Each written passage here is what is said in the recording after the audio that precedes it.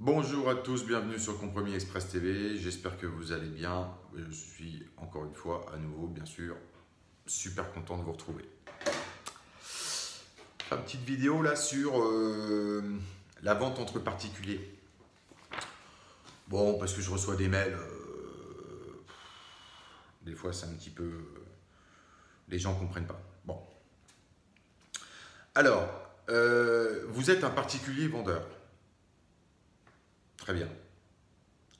Quand vous mettez votre bien à vendre sur le marché, sur le Bon Coin en l'occurrence, c'est parce que vous marquez l'intention et vous voulez faire connaître votre bien sur le marché et vous le diffusez, parfois de façon un petit peu facile, parfois non réfléchie, facile, non réfléchie, parfois évidemment c'est étudié parce que vous avez un projet de vente, vous avez un changement de vie, vous avez plein de choses, vous souhaitez faire autre chose.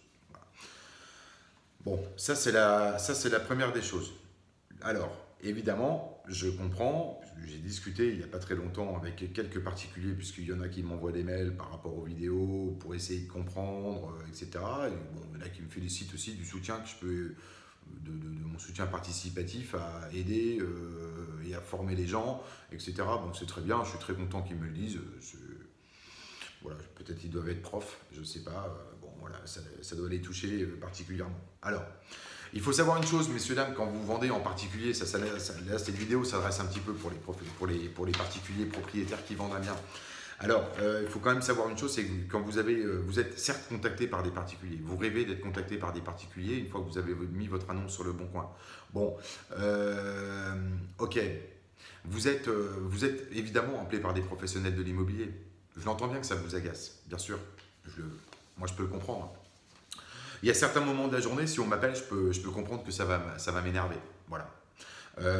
D'autant plus que c'est l'ascenseur émotionnel, puisque bien sûr, si je mets ma maison, mon appartement à vendre sur le Bon Coin ou sur les sites entre particuliers, pour ne pas citer toujours le Bon Coin, on ne va pas leur faire de la pub non plus tout le temps, mais enfin, il n'y en a pas besoin, hein, de toute façon. Donc, il n'y a pas de problème, ça tourne. Vous rêvez et vous ne pensez qu'à une chose, c'est évidemment d'avoir une grande majorité d'appels de particuliers qui souhaitent ne pas passer par l'agence ni par le professionnel de l'immobilier et tout. Bon, c'est très bien, ok, mais c'est pas souvent la majorité des cas. Il faut savoir que vous avez déjà une clientèle ultra variée et que vous ne connaissez même pas. Bien souvent, et je l'ai testé, j'appelle un particulier, je prends des informations sur sa maison ou son appartement, je prends rendez-vous pour le vendredi ou le samedi ou le dimanche, hein. J'ai le rendez-vous, mais à aucun moment, celui-ci m'a demandé ni mon nom, ni mon téléphone, ni si ça correspondait à ce que je recherche ou ce genre de choses. Voilà. Donc, déjà le travail de l'agence immobilière, enfin du professionnel de l'immobilier, pour ne pas mettre en avant que les agences immobilières, puisqu'il y a aussi donc des agents co, des agents mandataires et tout ça et tout ça. Voilà. Donc qui font très bien leur travail pour certains, j'en connais, il n'y a aucun problème. Il y en a d'autres qui ne font pas bien leur travail, qui devraient faire autre chose, ça je l'avoue et je vous l'accorde également. Alors quand vous vendez votre bien, bah, vous accueillez chez vous des gens que vous ne connaissez pas. Voilà, c'est ça la réalité. C'est ça la réalité. D'ailleurs, bien souvent, ces gens-là, quand vous faites par exemple une dizaine de visites en début de diffusion de votre annonce sur le Bon Coin pour faire connaître le souhait de vendre de votre bien immobilier, évidemment, vous avez 10 personnes intéressées, puisque les gens vont tous vous dire « Ok, on se rappelle, on vous tient au courant, ça nous intéresse, je pense qu'on va vous faire une offre, et tutti quanti. » Bon, tout ça, c'est quoi? C'est simplement, ils sont venus visiter, soit c'est un propriétaire qui s'est donné, qui visite, soit c'est les visiteurs du dimanche, soit c'est des acheteurs qui sont en début de recherche et qui, de toute façon, viendront visiter uniquement en particulier parce qu'ils savent très bien que vous, la seule chose que vous avez à faire, c'est d'accepter une visite parce que, oui, messieurs, dames, vous ne pouvez pas refuser une visite dans l'absolu où un particulier vous appelle puisque dans l'absolu, vous souhaitez vendre. Donc, voilà. Donc, réfléchissez bien à ça parce qu'il y a...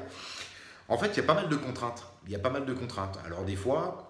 Ceux qui vendent en particulier, bien souvent, c'est que vous êtes réellement au prix du marché. Donc, c'est pas que vous n'avez pas besoin d'agence, hein. Il faut bien savoir, c'est que vous êtes réellement au prix du marché, voire même en dessous du prix du marché. Voilà, c'est ça la réalité. Donc, faites attention parce que peut-être que par un professionnel, et c'est bien souvent le cas d'ailleurs, moi j'ai fait énormément de transactions sur les années précédentes où certains acheteurs d'ailleurs m'appelaient pour me dire tiens, mais j'ai vu que vous aviez cet appartement à la vente, mais je l'ai acheté directement avec le propriétaire. Je l'ai acheté à tel prix et je vois que c'est encore sur votre site et que vous l'avez moins cher avec vos frais d'agence. Ah bah oui, bien sûr, évidemment, ça va de soi, c'est tout à fait possible. Et ben voilà, madame, il fallait passer par nous, vous auriez payé certes des frais d'agence, mais vous l'auriez acheté moins cher. Donc voilà, donc ça c'est la première des choses. Alors, quand vous êtes un propriétaire, essayez d'être sympa avec tous ceux qui vous appellent. Tous les propriétaires de France, essayez d'être sympa. Vous savez, c'est un métier qui n'est pas facile. Vous avez des gens qui travaillent avec passion. Vous avez des gens qui, qui galèrent parce que c'est un métier difficile. Ne croyez pas, vous, propriétaire, que c'est un métier facile. C'est faux. C'est un métier difficile. Voilà. Parce que vous savez, il faut vous contacter, il faut faire le dossier, il faut cibler les acquéreurs, il faut répondre aux annonces, il faut organiser les visites avec votre emploi du temps, monsieur le vendeur, avec l'emploi du temps de l'acheteur, avec mon emploi du temps. Il faut et qu'il fasse beau, et qu'il pleuve, et on fait les visites le soir, et on fait les visites entre midi et deux, et on fait les visites, voilà. Donc on vous enlève une contrainte quand même énorme. On vous enlève, et tous les négociateurs immobiliers de France vous enlèvent une contrainte énorme. Voilà. Donc ça, je tenais quand même à le dire. À un moment donné, ça suffit, les gens qui tapent sans arrêt sur les professionnels de l'immobilier. Voilà. Moi, je défends ce métier. Je le fais par passion. Je défends ce métier, je le fais par passion. Même s'il y en a qui sont dans la profession depuis des années, qui m'écoutent, heureusement c'est très rare, j'ai plutôt des félicitations qu'autre chose et je les en remercie, puisque bon, je connais bien ce monde, le monde de l'immobilier, de la transaction immobilière et tout, les jaloux, les machins, les ceci, les cela, etc. etc. C'est pas facile non plus de faire des vidéos et puis de raconter la vraie vie de la transaction immobilière comme je le fais, parce que c'est pas marketé. Moi je le dis, ça vient du fond du cœur. Si je peux aider les gens, c'est avec grand plaisir. Je reviens, je m'emballe là, c'est les tripes qui parlent. Voilà. Et moi j'aime rencontrer, j'aime discuter avec des gens qui font ce métier depuis des années et qui ont envie, leur but, c'est aussi de satisfaire un dossier. Quand vous avez par exemple une situation dramatique, une succession, vous avez une séparation, un divorce, un décès du conjoint. Ça, c'est des dossiers aussi qu'il faut gérer, où il faut beaucoup de psychologie. Si vous êtes un tantinet, comment dire, sérieux dans votre démarche d'agent immobilier ou de négociateur immobilier, eh bien, c'est un métier très riche sur un plan humain, avec qui n'est pas facile. Il faut beaucoup de psychologie. Voilà, ça c'est aussi la réalité de ce métier. Donc, il faut arrêter il faut arrêter de banaliser ce métier, cette activité en citant les agents immobiliers toujours comme c'est des gens, ils font une petite vente et ils prennent 10 ou 12 000. Je fais un petit rappel aussi quand même pour tous les agents mandataires, tous les négociateurs immobiliers de France. Bon, évidemment, vous devez protéger vos honoraires, ça va de soi, mais c'est à vous d'expliquer aussi les honoraires, puisqu'il y a beaucoup de propriétaires qui pensent que quand vous avez mis 12 000, 10 000 ou 15 000 euros d'honoraires sur un dossier, ils pensent que ça va dans votre poche. Bon, ça c'est votre inefficacité à l'expliquer, puisque bien sûr, dans le cadre de la rentrée du mandat, vous devez expliquer les honoraires qui sont liés au barème des honoraires. C'est une prestation de service au même titre qu'un notaire, un avocat et ce genre de choses. Bon voilà, certes, c'est en valeur, ça peut paraître important. Là-dessus, il faut quand même expliquer que c'est des honoraires TTC, on va enlever la TVA, on va enlever les charges de l'agence, les frais de publicité, le loyer, l'assurance, les garanties, hein, puisque quand on vous ramène un client chez vous, monsieur le propriétaire, bien sûr, il y a des garanties, la responsabilité civile professionnelle par exemple de l'agence pour couvrir si madame la visiteuse se casse la gueule de l'escalier, si c'est un duplex ou une maison, ben, la responsabilité, c'est le professionnel qui va la prendre, c'est pas de votre responsabilité.